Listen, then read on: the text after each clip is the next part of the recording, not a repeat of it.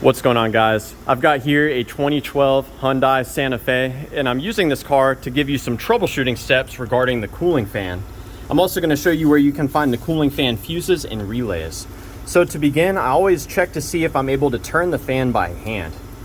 Now be careful when you do this because the fan can come on at any time. So don't get your fingers pinched in here.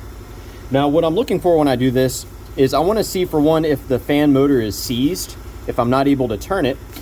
Also, I've also seen instances where something can fall down inside of the shroud and obstruct the motion of the fan. So I'm checking for both of those things. And I'm also just checking for the overall smoothness of how easily this fan turns, and also if it's loose, if I can wiggle it around. Those will give me ideas on whether or not I have to replace this fan motor assembly. Now, another thing I like to check is the integrity of the connection to the fan. So if we look here, we can see there's a connector that carries power to the fan. And I have seen many instances where this connector can get burnt out. So I disconnect this by pushing in on this tab and separating it. And then I inspect these contacts to see if they're burnt, corroded, or have any issues that are obvious like that.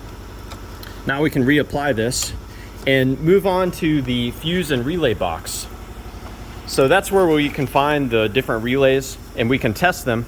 So we open this up by pushing in on this tab here and opening it like so. Now these relays are computer controlled, and there are two of them. There's a cooling fan low speed relay here and a cooling fan high speed relay here. When the high speed relay activates, it sends power to the cooling fan to run at the high speed, and it gets that power from this 50 amp J case fuse. We can look down through the top of the fuse and see if it's intact. And in the event you need to remove it, you can just wiggle it from side to side while you pull it up. Now when the low speed fan relay engages, it uses power from this fuse here. And both of those relays rely on power from this 10 amp fuse in order to engage. This is called the cooling fuse, and it's not so important on the 4-cylinder as it is on the 6-cylinder, according to my wiring diagrams. Now, my favorite way to troubleshoot relays is to tap on them. Sometimes relays can get stuck, and by tapping on the relays, you can get them to start working again. You can also swap the relays as a troubleshooting step. And I also want to show you, let's get these pulled out. We can manually send power to the cooling fans to see if they work. So I'll start with our low speed.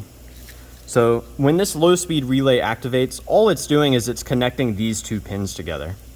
If I do this myself, it will result in the fan coming on and turning at a low speed.